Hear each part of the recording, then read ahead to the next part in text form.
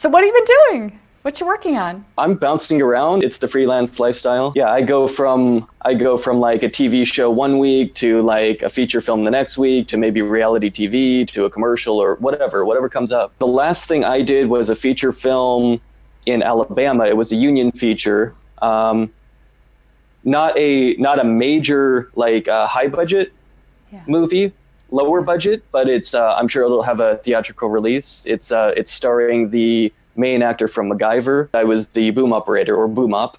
So I've worked on Stranger Things season 3. I've worked on The Resident season 2. I've worked on MacGyver season 2 and 3.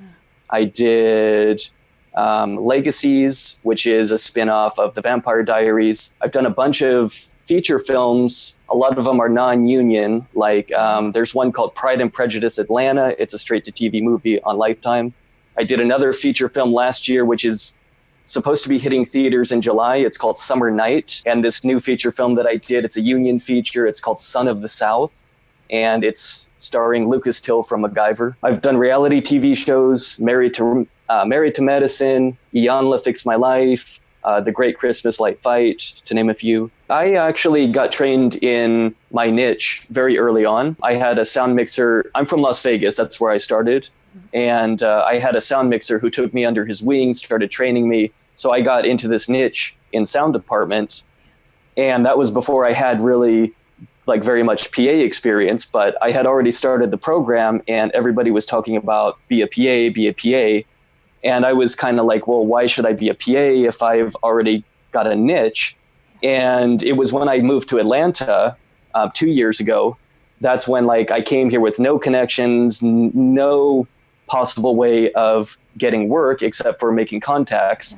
And I actually used like background work and also PA work in order to make the right contacts, in order to get back into the niche. I've done the like doing background and then getting PA work from that. I've done that method where I talked to the key PA and then I got offered a PA job because I was confident enough to sound like I knew what I was doing.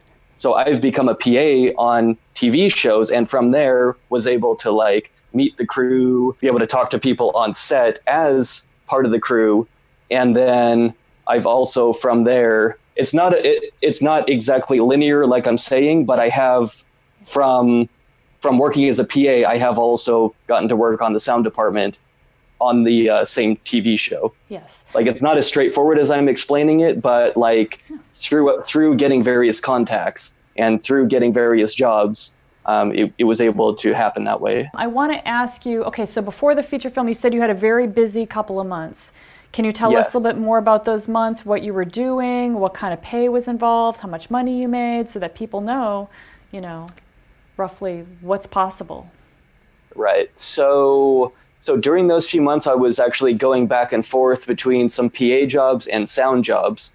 So PA rate, the basic is 150. I know in that post from Crystal, it was like 200, which is I think that's for more commercials, like 200 a day.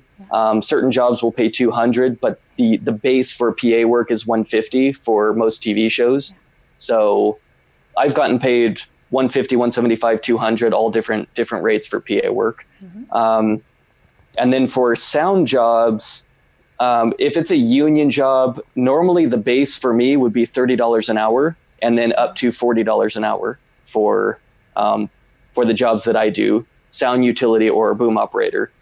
Yeah, well, the thing is normally you go more than 12 hours. So let's say you work a 13, 14-hour day. After 12 hours, you're paid double time. So imagine my pay scale is $30 an hour or $40 an hour. And then we go 13 hours. During that 13th hour, then I'm paid $60 or even $80 an hour.